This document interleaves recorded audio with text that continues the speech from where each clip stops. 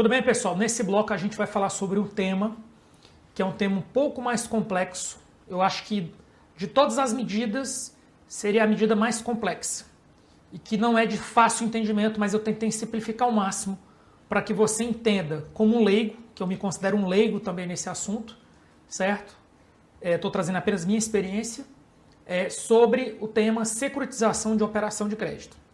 Vamos explicar e eu trouxe algumas simulações para clarificar e você, se lhe apresentarem como gestor financeiro essa ideia, quais os cuidados que você deve ter? O que é que você não pode abrir mão no contrato de securitização de operação de crédito? Muito cuidado, porque senão você vai perder recurso duas vezes. Ou seja, o Estado ou o município vai pegar o dinheiro uma vez e vai pagar duas vezes pelo mesmo valor, em termos de juros. Acompanhe. Então, securitização de operação de crédito. Em que consiste a securitização de operação de crédito? Trata-se de permitir que o banco que realizou a operação de crédito possa transformar em títulos de crédito a dívida do ente e repassá-los a investidores interessados. Ou seja, o Estado pega um empréstimo com o banco. Esse banco possui um crédito, um título de crédito com o Estado. E esse banco pega esse título de crédito e passa para outros investidores interessados em comprar a dívida do Estado. Isso tudo autorizado na lei. E aí, será que isso é bom? Será que isso é ruim? Depende. Depende da performance, certo, dessa operação, que é o que eu vou mostrar para você na sequência. Expectativa. Por que a gente faz isso? Por que a gente complica algo que já estava resolvido? Porque, preste atenção, eu já tinha tomado um empréstimo. A taxa de juros já estava no contrato. Por que eu resolvi complicar? Porque você queria reduzir a taxa de juros efetiva, que é isso aqui, ó.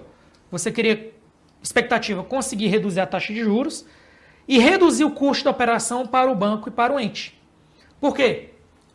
O banco pegou o dinheiro emprestado por um valor. A ideia do banco é que outras pessoas paguem para ter aquele valor e o banco consiga ter uma taxa de retorno sobre aquele valor. Ok? E aí o banco e o ente vão ganhar. Na simulação vai ficar claro. Desafios. Trata-se de um instrumento pouco utilizado e ele precisa de autorização.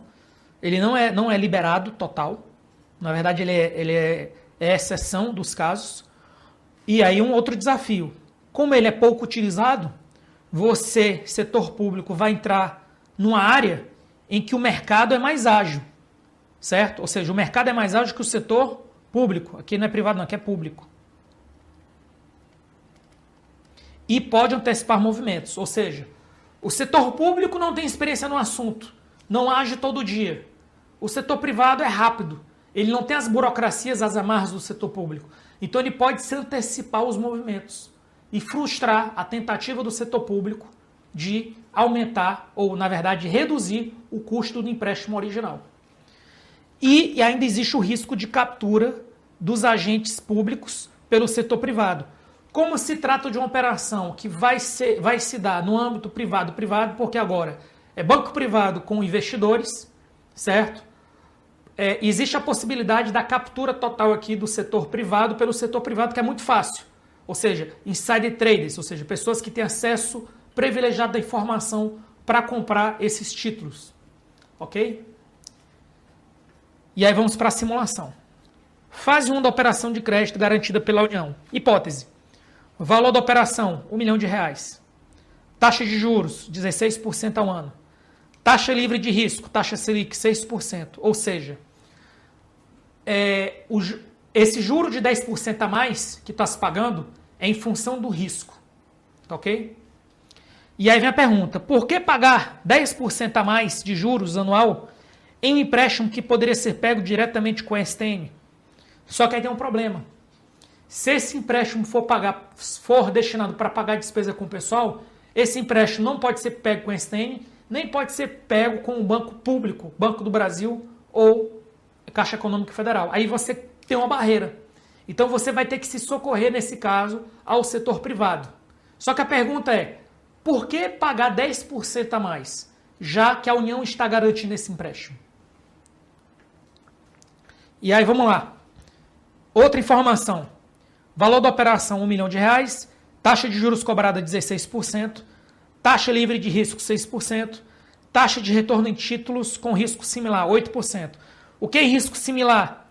São esses 8% que se o banco, se a STN, se o Tesouro Nacional fosse pegar um empréstimo contratual com o banco talvez cobrasse 8%. Então você nota que tem aqui uma incongruência.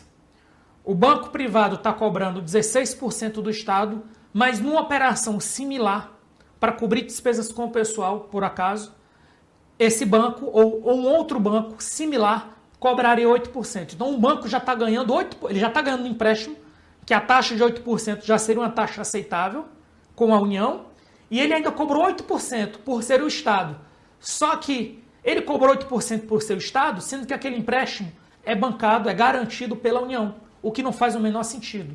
Nesse caso, o gestor financeiro tem que ter sangue frio e eventualmente suspender e reiniciar o processo. Eu sei que às vezes a corda está no pescoço, né? Ou seja, há uma pressão grande para acertar salários, mas quem está nessa área tem que ter nervos de aço, tem que ter sangue frio. E aí, simulação parte 2. Continuando aqui. Agora eu vou fazer a securitização da dívida. Valor da operação, R$1 milhão, 16% ao ano, taxa livre de risco e 8%. Qual é a ideia aqui? A ideia aqui é que eu vou ter alguns cenários. Ou seja, a minha expectativa é que eu consiga passar para terceiros esse título e esses terceiros aceitem, é o que eu digo. O título já está sendo remunerado a 16%, sendo que a taxa Selic é 6%. Imagine alguém milionário que no máximo vai ter 6% de retorno sobre toda a sua fortuna. Aí alguém chega no ouvido desse milionário e diz assim, olha, tem um crédito ali que eu te dou um retorno de 8%. Na verdade, você já está com a taxa de retorno de 16%. Só que você chega para esse milionário, você é o banco, chega para esse milionário e diz, olha, eu consigo aqui uma taxa para você de 8%. Ora, o milionário está tendo um retorno de 6%, então para ele vai sair de uma taxa de 6 para 8. E o banco já ganhou, porque na verdade o milionário pagou o valor do empréstimo e já devolveu o empréstimo para o banco. Ou seja, o banco já se recapitalizou. Porque ele recebeu agora o dinheiro de volta e a taxa de retorno agora é 8. Só que aí vem um detalhe. Essa diferença entre 8,01 e 16% foi ganho imediatamente já na securitização, já no banco. Agora, a ideia qual é? A ideia é que durante a securitização eu consiga me aproximar ao máximo da taxa em operações similares. Ou seja, a minha meta, a minha expectativa é que fosse 8. Só que eu posso ter o cenário 1 com 8,5, o cenário 2 e o cenário 3. Eu vou dizer para você o seguinte, a expectativa é 8%. Se você alcançar o cenário 1, eu considero que a operação foi bem sucedida. Se você, na prática, conseguir o cenário 2 ou 3, eu te garanto, todo esse processo ele foi ineficiente em termos de gestão financeira. Por quê? Porque essas pessoas que compraram, no caso, no cenário 3, esses investidores que compraram esse título por 15,5%, eles não iam conseguir comprar em nenhum canto do mercado mundial 15,5% de retorno seguro. E esses investidores, se eles ficarem descapitalizados, eles com certeza conseguirão passar esses títulos para outras pessoas que ficaram muito felizes em pegarem dinheiro delas, passarem para esses investidores para eles se recapitalizarem e pagarem uma taxa de retorno de 2%. Nesse cenário, o investidor do investidor já ganhou 3%. Ou seja, alguém vai ganhar até normalizar nos 8%. Então, você vê o risco dessa operação chamada securitização de operação de crédito. É uma operação muito complexa, muito arriscada e que necessita de um arranjo muito bem amarrado para não gerar prejuízo duas vezes para o Estado ou para o município, caso ela seja autorizada. Securitização de operação de crédito. Análise.